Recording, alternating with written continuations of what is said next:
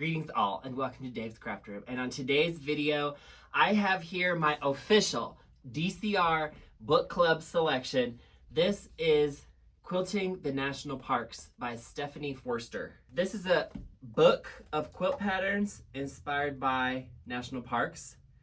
And I'm gonna make a couple of them today. So let's get into it. These in this book are very geometrical designs, kind of inspired by the landscapes of national parks. And what we have here is the first section is for decor. So there's pillows and wall hangings. And then the second section is quilts. And we have baby quilts, throws, and bed quilts. So I need to make my friends Colin and Rachel a quilt for their baby. So I'm gonna make one out of here. And the one I'm gonna make is inspired by a national park in Minnesota, Voyageurs National Park in Minnesota. Colin's from Minnesota, by the way. I don't think I mentioned that. Colin is from Minnesota, and this is a Northern Lights quilt. So I'm gonna make them a Northern Lights Voyageurs National Park quilt for their baby. And actually, by the way, this is in the wall hanging section. They consider it a wall hanging. It's 41 inches by 35 inches. So, I mean, a baby quilt, it could be a wall hanging, it could be a baby quilt. That's a little bit small for me, but it's also easy to make it bigger look. All you have to do is put more background around the three top borders and you've made a bigger quilt. So I'm gonna make it a little bit bigger, probably 6 to 8 inches bigger, and then that's the vibe. I'll show you the fabric in a second. But then for the second quilt, I'm also gonna make one of these large quilts in the back. There's two that I'm kind of deciding between. So this is Glacier Bay, Alaska, because I love the snow in the winter. And it's a stunning quilt. It's blue and white and grayish and white. Oh, it's a lot of stuff. Joshua Tree quilt is here. And then we have my other choice, which I think I'm gonna do this one, is Olympic Washington. Let me show you the actual diagram of it. Yeah. So it's wintry as well, and I suppose this is meant to be a reflection in the water. I love blue colorland. That's where I kind of live a lot of the time, so I think I'm gonna make this one. And then there are templates here in the back. I have not even opened this. Got this book at Barnes & Noble in Albuquerque. I'm gonna post a link below to where you can buy it online. Okay, here's the templates. I'm looking at these for the first time. So we're working with curved, quarter curved pieces and half rectangle triangles. Oh, okay, I don't need any on here. Okay, right down here. Voyageurs, template B and template A. That's what I need. Do I need any other template? This is what I need. I don't want to cut this out. I'm gonna trace this onto another sheet of paper. Hold on. This is my iPod. I literally use this more for a light box than for anything else. All right, we're gonna get into the curved piecing of it all today. Good, this is our template for our curved piecing. Okay, so before I start cutting, let me just show you the fabric. I have here my background. You know, in the book, they use solids, which would look good too, but I have this blue Starry Night, which is gonna be my background. And then this very dark gray. This is not quite black, but it's almost black. This is gonna be the silhouette of the trees and the foreground. And then for the actual lights, these are my Northern Lights. And these are not quite solids. These are like, they're blotchy. So they're gonna look good for the lights. I'll figure out what order I want them to go in soon. I need to actually read this pattern because I don't even know. I need a bookmark. I don't even know what it calls for doing. Cutting instructions. Oh, I don't do patterns too often. I usually just kind of freestyle. So I'm trying to get my brain into doing it. Honestly, can I just look at the picture and just make what I see in the picture? No, we're gonna follow it. We're gonna follow the pattern. Oh, see, this is the thing. It called for 1/4 of a yard, so I'm using fat quarters. But then it says cut it by width of fabric. So they think you're gonna have like yardage rather than a fat quarter, you're gonna have a whole strip. So I might have to figure out a different way to do it, but that's fine. I'm sure it'll still work. Cool, so let's get into it.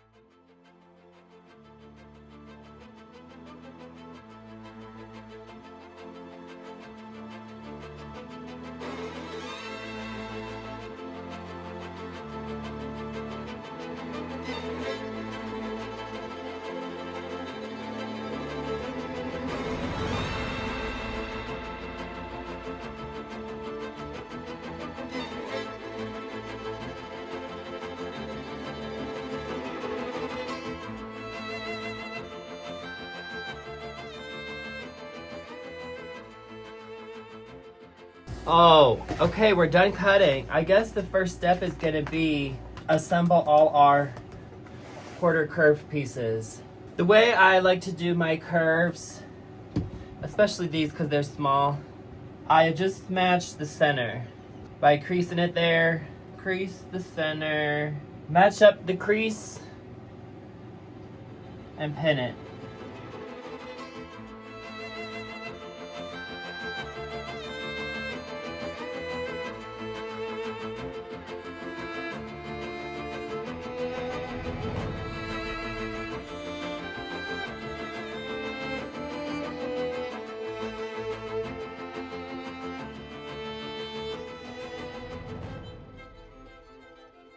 All right, now let's piece these curves. You can tell I don't usually pin the top and bottom, the front and back, because you have to like line it up with your hands and hold it anyway, so kind of just hold it.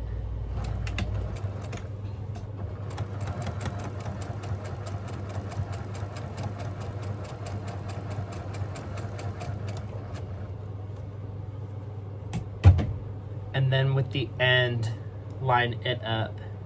Good.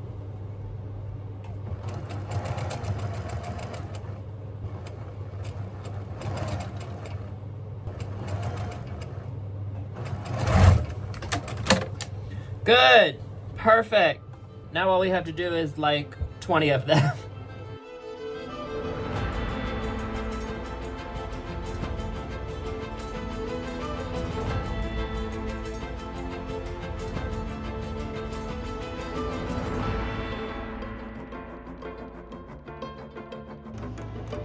Oh yes, we have a square.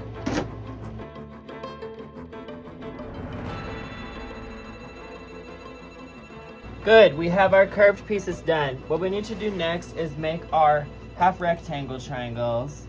Oh, we have to make HSTs as well. I don't know how many HSTs, but these would be the pieces I need.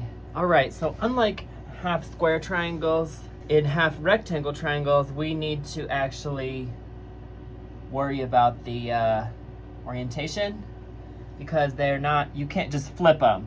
If I draw on this black, can I see it? That's the question. Not with a pencil. What about with blue?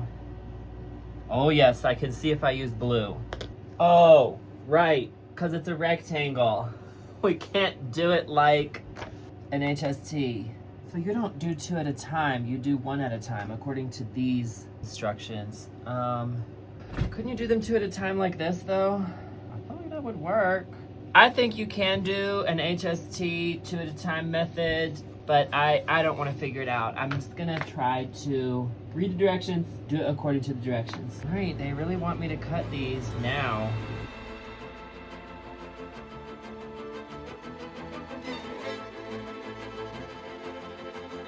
Okay, now I have to cut these this way.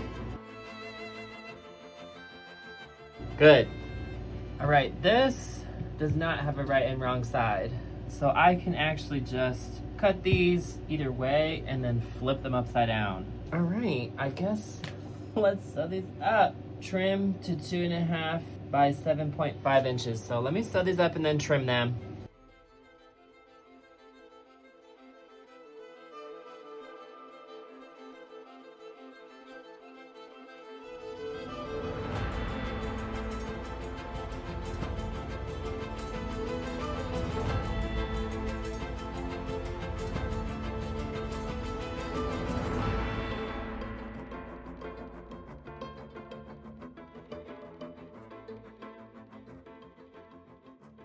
All right, let's get into the assembly of it all.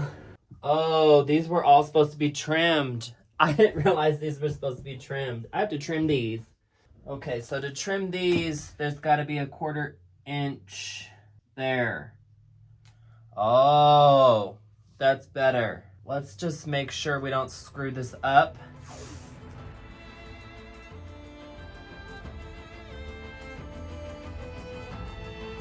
All right, now I'm ready to start assembling. So,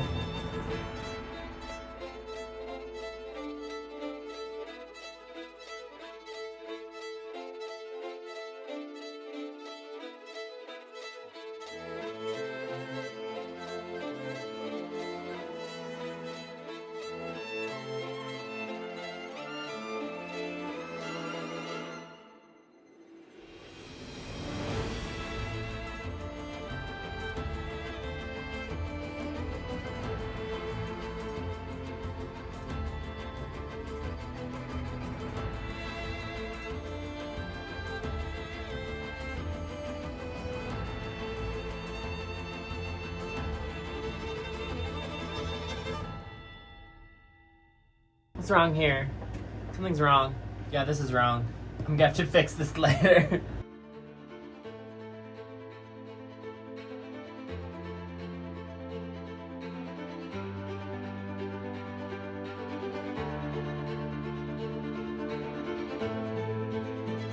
Alright, let me fix this one because I screwed it up.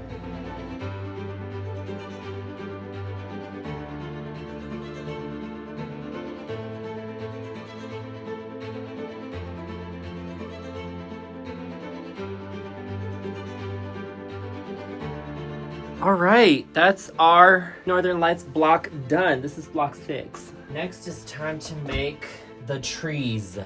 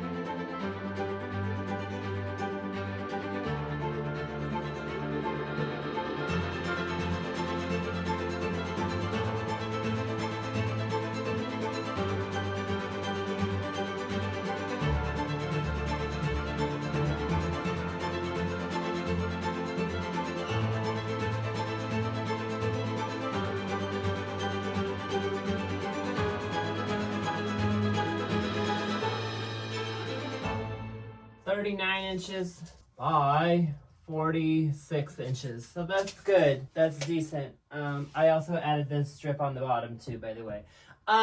So that's a wrap on this quilt top. I'm gonna piece the other one and then I'm gonna quilt them both. Cool, so let's get started on the other one probably tomorrow. All right, guys, I am here on this day ready to make my next quilt out of here. And the quilt I am going to make is Olympic National Park in Washington. This is blue. And I have all the blue colors here. Before we do that, I just want to take a second to mention that I got a new table, a new desk really. And this is a collab with FlexiSpot. I sit down a lot, okay? I sit down at work and then I come home on the weekends and I'm working in my craft room and I'm sitting down. And I surely watch my videos, I edit all the footage and I can see that my posture is affected. It's just a fact of life that I do sit down a lot. I want to stand up more. And that's why I have here this E7 Pro Standing Desk by FlexiSpot, which they sent to me to try out. And I'm so excited to try it out, because I just feel like it's not good for me to be seated so much. And sometimes my back hurts from sitting too much. And you know what they say, sitting is the new smoking. So I built this desk earlier today and I can tell you it works, because watch, all I have to do is press this button and this desk is gonna go right from sitting mode to standing mode, if I did it right. Oh yes, she's rising. You know what? I have a power strip back there. Everything that's plugged in is plugged into the thing that rises. So we're not gonna unplug everything. Oh my gosh, we're standing. Okay, we're standing. Look, I got the foot pedal. I put it in front. Oh. I really feel like this is gonna help my posture. One more press of a button and it goes right back down to sitting mode.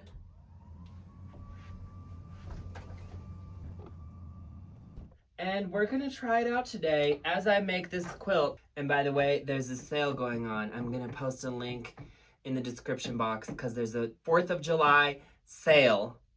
So go to the link and check it out. And now let's get back to this quilt because I have here the fabrics. I did not pre-wash them. I always talk about being a pre-wash person.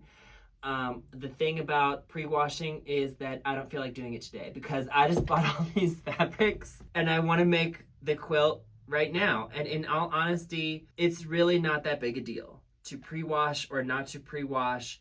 You can do it or you don't have to. And today, I think because all of these fabrics are equally not pre-washed, I'm not really as concerned about it. I would probably not want to mix these with fabrics from my stash, but that's not what I'm doing today. These are all from the fabric store today. So the tea is that I kind of tried to like vaguely match with the colors that they had. I try not to overthink it because at the end of the day, these colors look good together, and so the quilt is gonna look good together. Okay, you know what I need to do? I wanna label these. I'm gonna label these with the actual color from the pattern that it says. Ascribe that to the color I got, even when that doesn't necessarily look the same, but it's gonna help me to keep things straight. So let me get like sticky notes or something. Can't find any sticky notes. I'm just gonna have to pin slips of paper to it. Dark blue, evergreen, Parisian blue, periwinkle, tranquil water, Mediterranean, and this will be arrow blue. Cool, so let's just go ahead and zoom through the cutting. There's a lot of cutting happening, so let's do it.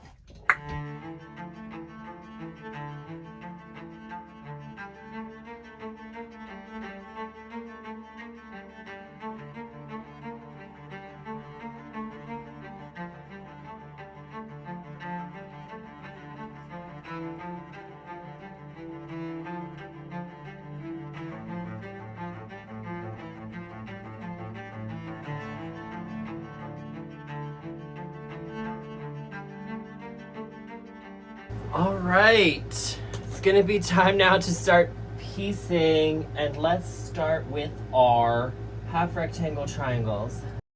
This pattern contains many half rectangle triangles, and the blues do start to look mighty similar. So the key word is labeling and sewing them together in batches to keep them separate. And also the pattern has directions for cutting the rectangles diagonally, and it has specific numbers for left versus right orientation of the triangles. But however, just like in the Voyager's quilt, if the fabric does not have a right and wrong side like most solids, you don't have to pay attention to that because you can flip the triangles over and you magically have the opposite orientation. I can also tell you, standing up to sew in my craft room has made a huge difference. I used to get back pain from sitting for too long, and it's important to stand up and move around. And at the end of this day of sewing, I felt much better than I used to feel after sitting down all day.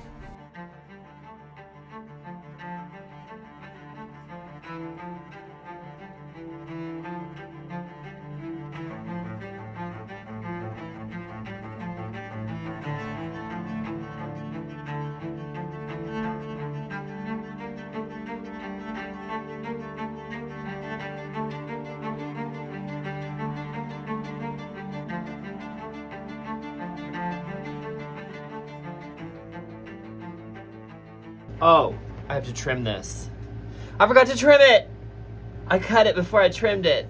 I guess I'm just gonna proceed like this. I'm just gonna put this on and then trim it afterwards. It's not gonna match properly, but the end result will still be fine. It won't make a difference. Now, as long as I trim this to the right size, we'll be golden.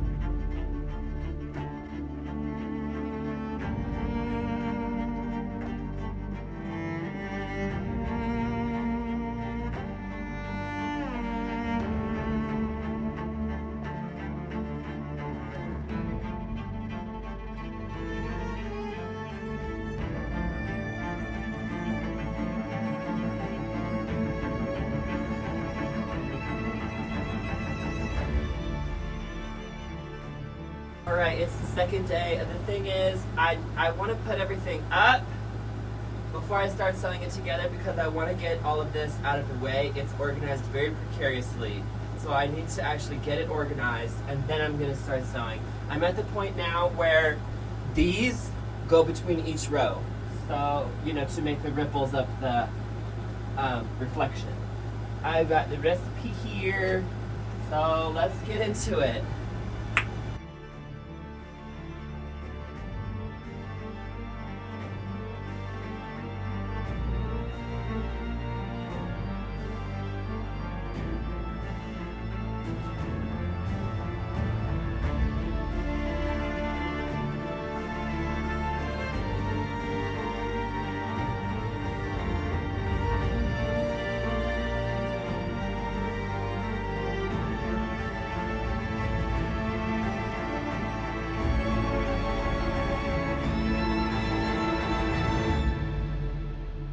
Alright, I'm gonna piece it. Let's do this.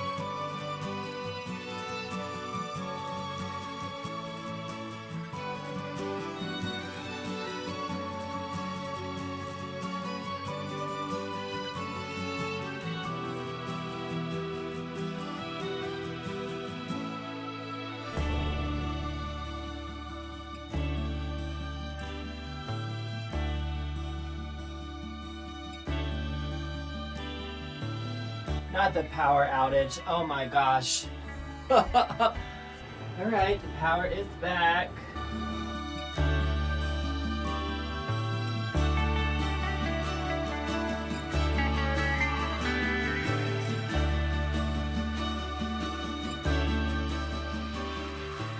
Alright, it's gonna be time to sandwich it.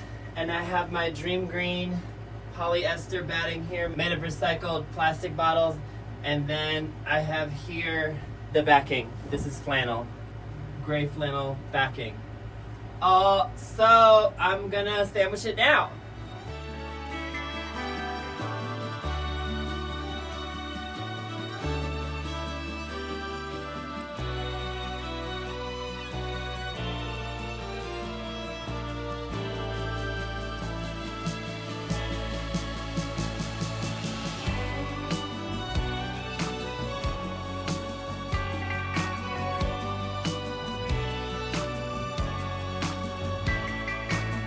I am gonna shorten it a little bit. It's just too long. I'm gonna cut off 2 inches off the top and 2 inches off the bottom.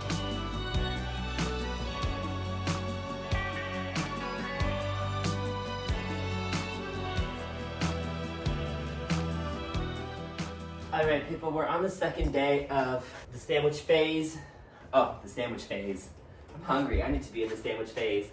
And pretty much yesterday off camera, I sandwiched it, I sewed around the edge, and I turned it inside out. The opening's over there. And I kind of paused there because I ran out of safety pins. Or I didn't run out, I had all my safety pins in a different quilt that I'm quilting by hand. So last night I kind of started to thread baste it. I very highly doubt you could see it, but I thread basted this region. And then I got sick of doing that, so I just decided like I'm gonna go and get more safety pins because I'm always running out of these safety pins, so I can always use more. And yeah, I'm gonna I'm gonna machine quilt this, and I'm just gonna do lines, straight lines, I think, vertical lines with blue thread. and then hopefully finish quilting it today. Oh, I still need to quilt the baby quilt. I completely forgot. I have to sandwich that and quilt it. Might free motion that, I don't know. Oh, you know what I need to do? Oh my gosh, I need to do this before I continue. I want to draw lines on this. Hold on.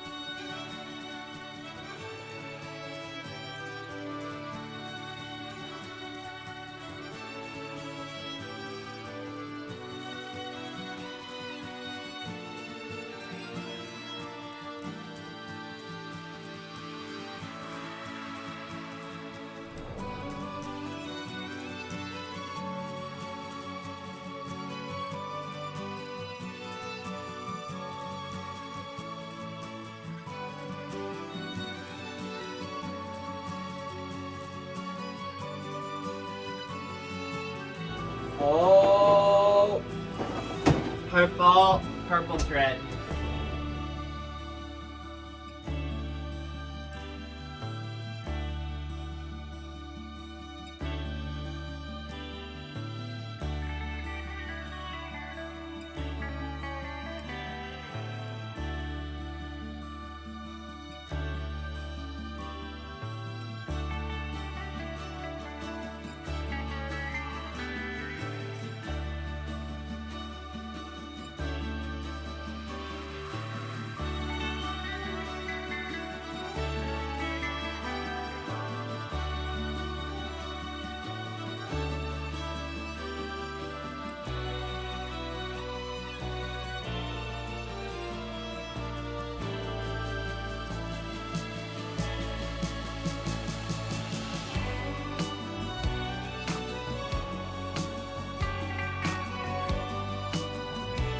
Alright people, these are the final results, and both quilts turned out stunning.